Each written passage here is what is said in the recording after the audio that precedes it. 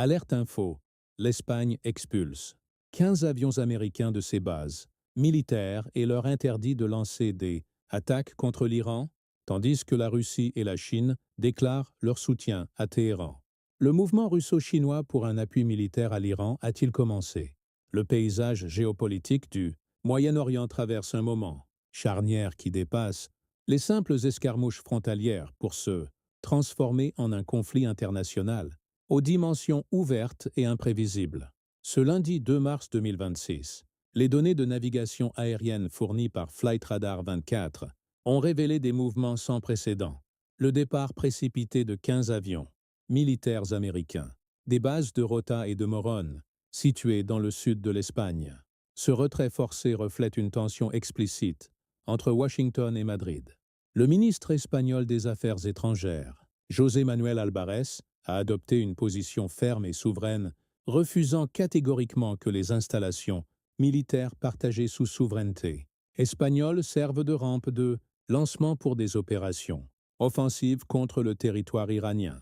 Cette décision intervient dans un contexte d'embrasement total suite aux frappes américano-israéliennes massives du week-end, marquant une rupture diplomatique majeure au sein de l'OTAN.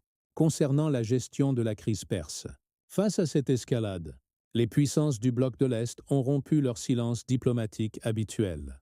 Le ministère russe des Affaires étrangères a publié un communiqué d'une extrême fermeté, affirmant que Moscou soutient indéfectiblement Téhéran dans la protection de sa souveraineté, de sa sécurité et de son intégrité territoriale. Tout en appelant à une désescalade politique pour éviter une guerre totale, la Russie place ses pions stratégiques. Ce positionnement a été immédiatement relayé par le ministre chinois des Affaires étrangères, qui a souligné le soutien total de Pékin à la sécurité nationale iranienne. Ce front uni sino-russe soulève des questions fondamentales sur la nature de la coordination militaire et stratégique entre ces trois puissances face à la pression croissante de l'administration américaine, dirigée par un Donald Trump déterminé à remodeler le Moyen-Orient par la force. Au cœur de cette tourmente, le corps des gardiens de la révolution islamique, CGRI, a diffusé des messages d'alerte d'une gravité exceptionnelle. Téhéran a adressé des appels pressants aux résidents des zones occupées au sein de l'entité sioniste, les enjoignant de s'éloigner immédiatement de toutes les bases militaires, centres de sécurité et institutions gouvernementales.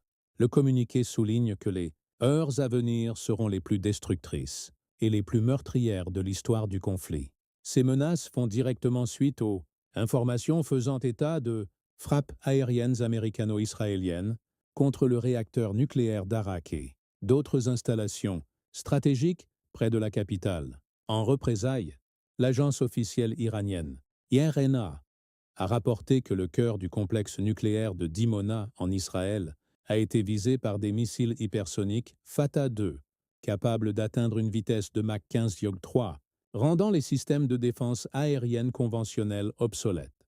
Bien qu'un blackout médiatique total soit imposé par Tel Aviv sur l'ampleur des dégâts, la stratégie iranienne vise clairement à instaurer un équilibre de la terreur technique et nucléaire. Sur le plan opérationnel, les forces américaines dans la région semblent être dans une phase de repositionnement critique que certains observateurs qualifient de fuite tactique.